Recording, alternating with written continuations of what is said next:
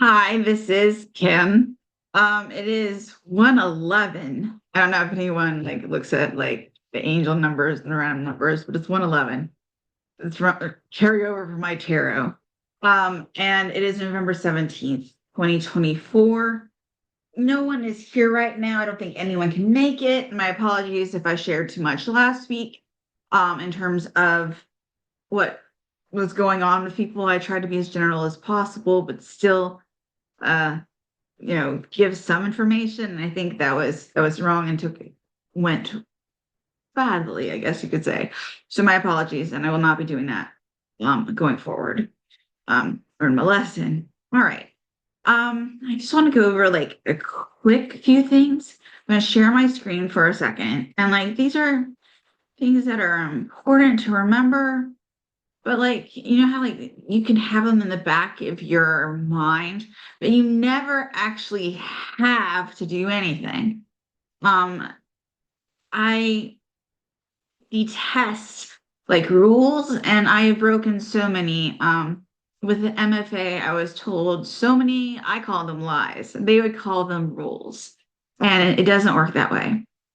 As we go forward in literature and in time, we change. And that's true in the past. And if you're reading all the greats, you can see a progression of how different thoughts come into being. You have the romantics, and then you have the stoics, and I mean there's the stuff. And so when I give you this structure, bear in mind that it is not, oh my gosh, this is my idea of it. I've read and taken classes on it, and this is what I distilled and what I use. It's not mean it's right, and does not mean those other people are right. This is just the semi-current model and what I'm using right now. And this is my narrative structure. And shout out to Allison. She sent a story, and this is what I put there. Not as individual critique, but sort of I liked how I put it, when I was explaining it. And I was like, oh, this worked this time. Sometimes it gets a little bit lost. So if you think of as a timeline sort of thing, all right? Or in this case, it's going to go down, vertically. Just think about how time is going on. And this can work in narrative poems. It can work in all sorts of prose. Okay. Okay. And as I said in the very beginning, this can be argued because I say there's three pinch points, and I was taught two. There's supposed to be one before the climax and then one after. And I I think there's other places that we can add tension, and that it's critical that we do. We have to keep our readers, going. So, of course, we have the beginning, right? Or the introduction. It depends on who's saying it, right? And so you have your setting, your character development, and maybe a little bit of foreshadowing. So that's the words of what might come before and after, right? Because if you go with the after, and you've actually also built in what came before just slightly, just word choice will do it for you. If it's something negative coming up, right? And that it's not the climax, but there's some tension. You can use some words there, that denote something is coming. And it can add tension. The other way is actually just building it into the story. And you can ignore or not ignore the words at that point. And then, there's different formats, right? You've got your hero's quest is usually the one that you hear the most, or the heroine's quest or whatever. And I don't think that they're that different. And I argue that a male can do either and a female, gender doesn't really matter, although writers and scholars have created this, sort of gender dynamic. Women are supposed to go in deep and they go into the underworld, very much like Persephone. That's pretty much the whole thing. You've got Persephone, and maybe you have Hercules or something. Those are your two options, and that's not quite the case. I do a lot of character based stuff, so I do a lot of character study as we go along. If you read my work, Some people call it poetic prose. I call it well placed word prose. So you just have to think about how you want to sound as well. Okay. And then so that deep dive into character is possible. And then there's like a list of like seven different um I don't know what you call them. I guess, the hero's quest and so forth. So different formats. And the first thing when we are after we set this up and we begin like the dynamic of whatever quest or whatever, um, I don't even know the word. I don't know. The feminine structure, if you go through that, then that's sort of like your first point of tension. Like usually like in the hero's quest, they go off, right? They start, and then what happens? They have a mentor, and then the mentor dies, and like these are things that are very, very much plot driven, and I would say tropes at this point. And like I think that we can start shifting it. Now, that doesn't mean that these things don't happen. They just don't have to happen in that order. So when I'm going through these pinch points, it's going to be very generic. It's not going to be like, here's where the old guy dies. Okay. So then you have your hero or whatever go and begin. So your protagonist begins, whatever that is, and it starts the tension. Something happens that like sort of clicks, and they have to start. There has to be like a reason usually that they start, just because otherwise, why aren't they just staying put? So they're even if it's an emotional like reaction, they get a bad test grade, right? Well, then they have to go forward and decide, what they're going to do. Like with archaeology, um, why am I, shifting gears? And you could go all into this like deep character analysis, blah, blah, blah. But really it's somebody pissed me off, right? So like I was told a comment and I was like, I'm gonna be real.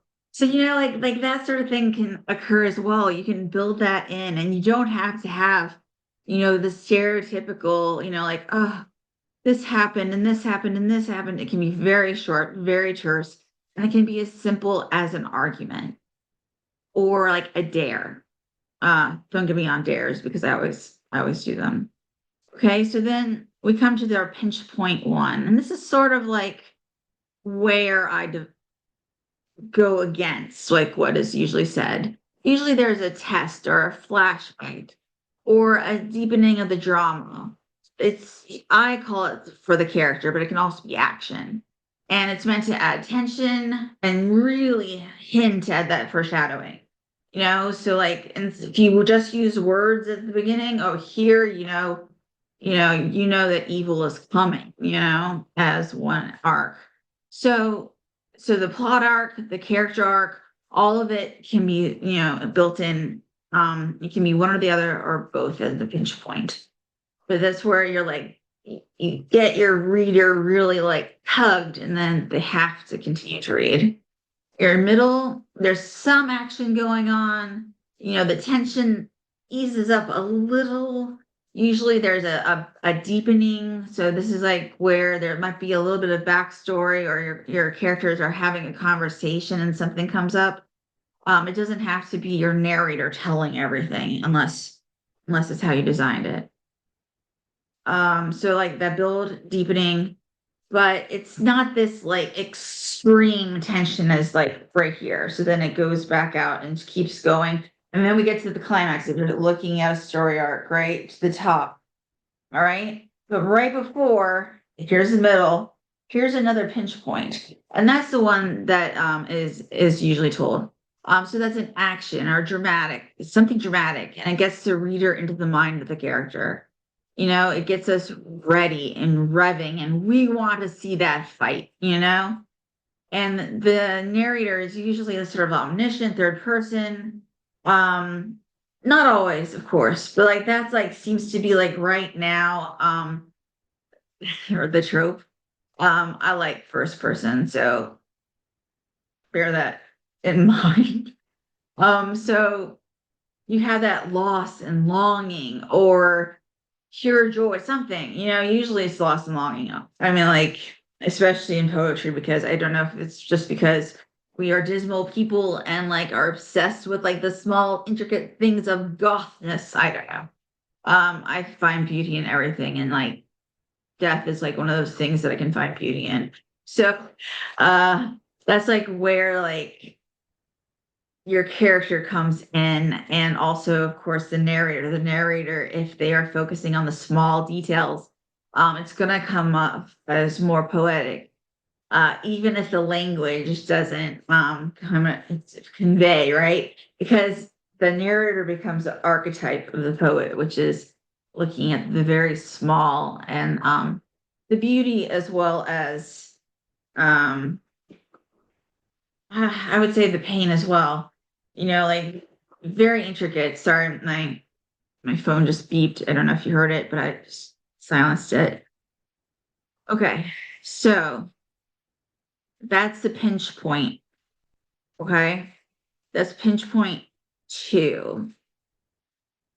And then the climax, which is the head of the drama, if you think of this arc. Okay. All right. So the climax, this is where all the intensity action comes to a head. This is where the fight is going on. Who's going to win? What's going to go on? And then pinch point three, it's sort of like a reflection into why the action has happened. Your hero is doing the thing. The action is done. And it's like very much usually a deepening. Usually it's not adding to like tension in the same way, but it's beginning the resolution, and making the reader feel, and making the reader empathize with, the protagonist. Okay. So that's where we are really feeling it, like um sort of like the Death Star has just exploded in A New Hope, okay? And then I should say Star Wars A New Hope for those of you who don't do Star Wars. And then, like Luke comes back and he's happy and we're feeling like, yeah, he did it. And of course, I play with that a lot, that he has nightmares. But anyway, it's a different publication. Um, but like that's like where we are brought in and we feel this pinch point. And we feel the why. He just saved, the galaxy. Okay. And then the ending and resolution. Character is explained and deepened, action is resolved, the tension usually ends. And I try to make my last sentence make the reader breathe out. Now, not everybody does that. Most people don't. But because I'm so used to poetry, I love that reaction. If you're not crying, I want you to go, or crying in, you know, that is the way of it. Okay. So if you have that arc, you can actually plot it out.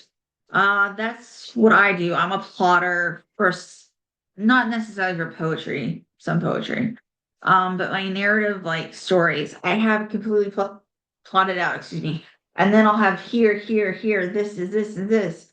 And that doesn't mean that between like point A and pinch point one, I don't, budget and like figure out as I go what goes on. But I have my main action. I know what's going on in the story. That is not that's not everybody's style. A lot of people are what we call pantsters, where you know your end usually, and you know your beginning, and then you write to it. And sometimes it works, and sometimes it just needs more like editing. I mean, like it's people's style, and if it works for them, and that's like how my poetry is. A lot of my poetry is like, oh, I read somebody else's poem, and I'm like, that's interesting. And then I don't necessarily write to it or scaffold it, but I can like create my own, like sort of like an inspired way, um, without having to go through it. Now, I don't know if anyone knows what scaffolding is. I've found that it's no longer really taught in anything. I mean, like the writer studio, excuse me, does some of it. But I'm finding that more and more people that I talk to don't know what scaffolding is. Okay. And I want to address that. So these are two poems that are the possibility can be seen as scaffold. So this is The Witch Reads Me My Birth Chart by Eliza Emazuka. And I pronounced that wrong. I'm going to read it and then I'm going to tell you how to scaffold. Since nobody's here, this is like the perfect opportunity. I can just go for it. The witch reads me my birth chart. She says the planets and stars show that I'm too good at being alone. I have unresolved traumas from past lives. It is true. There were difficulties during my delivery, even in the womb. I had a bad feeling cord around my throat as I tried to make passage forced into this world, or rather out of another. By extraction, the witch asks if I often feel guilty, asks if I try to heal those around me, despite finding it difficult to bond with anyone other than myself. She wants to know about my childhood memories, if I'm alone in them. I admit I stopped listening, though I can still hear the untroubled tone in her voice, vowels elongated, mouthful of sounds like spandex bursting at the seams. I want to go back to the stars we strayed so far from the planet. She says there's much to learn about my sources of pain, the gaping wound I will try to alleviate for the rest of my life. I want to touch her long hair as if it were my hair. I want to convince her I believe in everything she believes, but I demand too much of faith. Like apples in the market, I inspect the curves and creases, put them back at the slightest sign of bruising. Okay, so I'm going to like summarize very badly what is going on, or at least very quickly, maybe not badly. Okay, so obviously, you have your witch or your person that is instructing you about the planets and stars.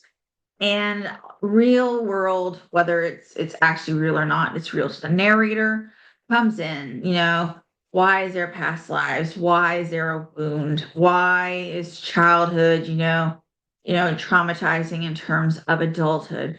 Why does she feel alone? And all of this is unpacked. And at the end, of course, it's that, she doesn't have enough faith because she'll put back anything, the narrator will put back anything that is not perfect. Okay, that slightest sign of bruising. Okay, and part of the problem is that complicates it is that the narrator is sort of speaking of themselves with that slightest sign of bruising, so they put them back as well. Okay, and the way that we can do this in terms of scaffolding. All right, what is this thing? Scaffolding.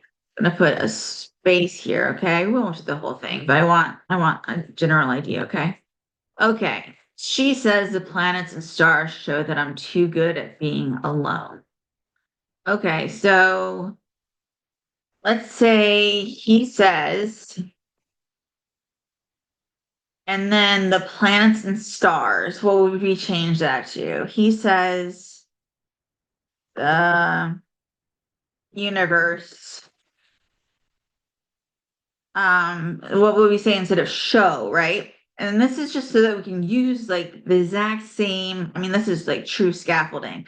And you wouldn't publish this poem, you'd edit it several times. Otherwise, it would pretty much be, very much copying, right? So he says the universe shows, we'll just use it, shows that, what am I too good at? He says the universe shows that I'm too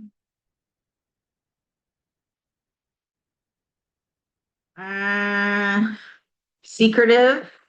We'll make it more negative. Sounds a little bit, He says that because like, see, like I'm too good, like you can change it so it doesn't have to be as positive. But the idea is to keep the structure. He says the universe shows that I'm too secretive and crave solitude. Okay. I can't even, I can't spell. I'm technically literate. Okay. So then you have those two lines, right? And I'm gonna highlight this. Let's say I would like to be purple and bold. Okay. So that's our line. He says the universe shows that I'm too secretive and crave solitude. And that keeps the tone the same. So that very matter of fact tone. This isn't like it doesn't sound like a woo-woo poem, right? It doesn't sound like a Kim Malinowski poem that is all ethereal and like craziness, right? So that's like also something to consider while we are scaffolding. You want to stay true to the tone. The mood, you can make it happy versus sad, whatever. Okay. But like definitely the tone, and you want to keep your word choice sort of the same. And what this does, this teaches you the structure, the sound, and the tone. And I have to say that is one of the single most important things I've ever done. And that was not taught in the MFA program. Okay. So I have unresolved traumas from past lives. It's true. So he says the universe shows that I'm too secretive and crave solitude. I have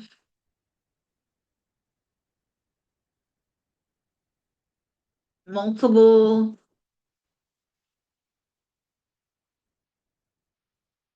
dramatic.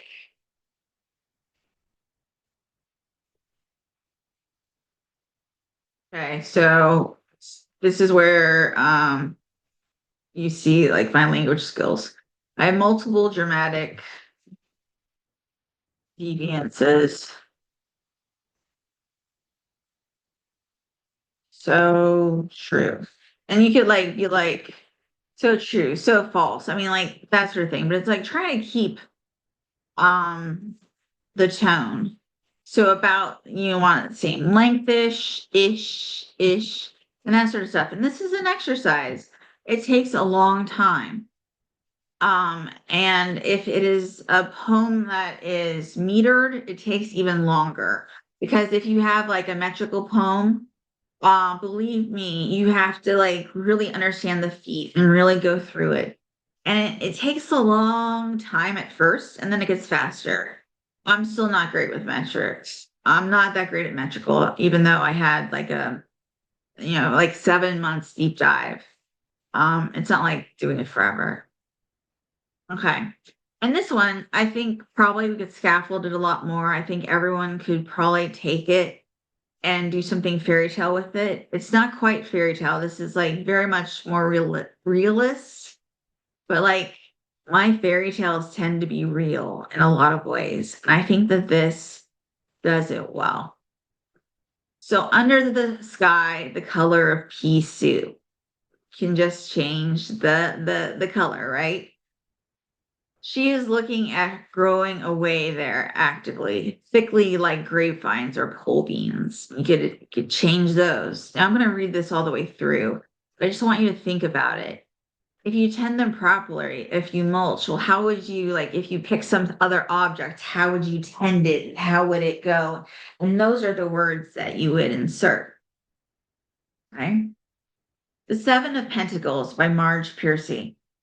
Under a sky the color of pea soup, she is looking at her work growing away there actively, thickly like grapevines or pole beans, as things grow in the real world slowly enough.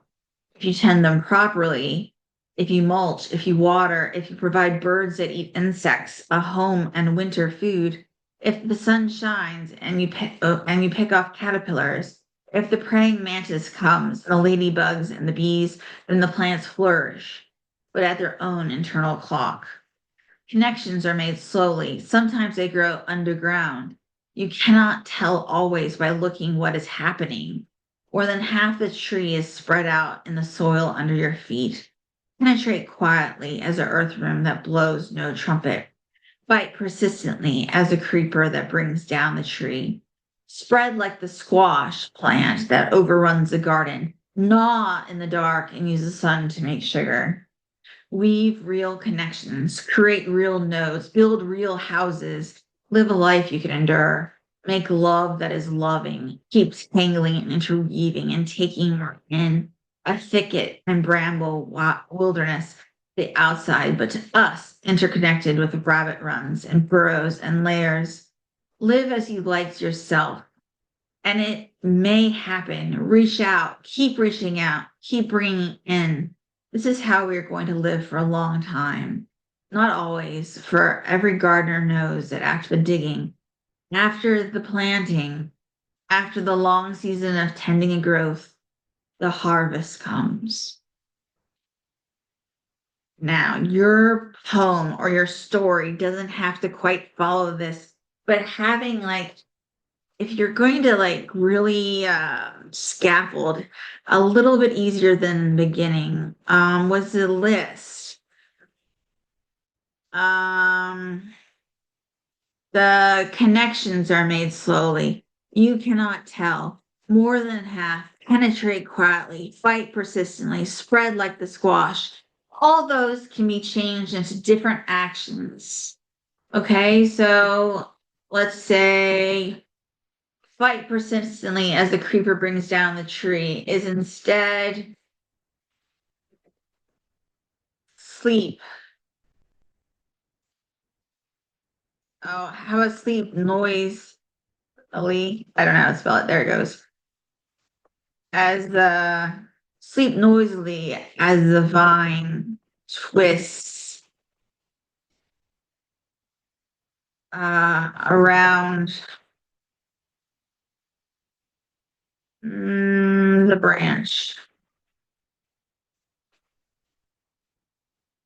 All right, so it still has sort of that same tone, that negative sort of like thing. It's like twisting and dying, and like, but also it lives, not the tree.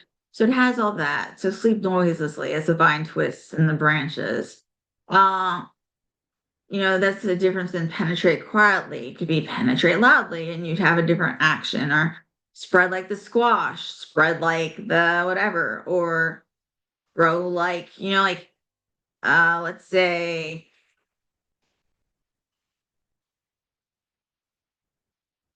we'll be a little fanciful. Grow like the dawn. Grow like the dawn that whispers through the mountain.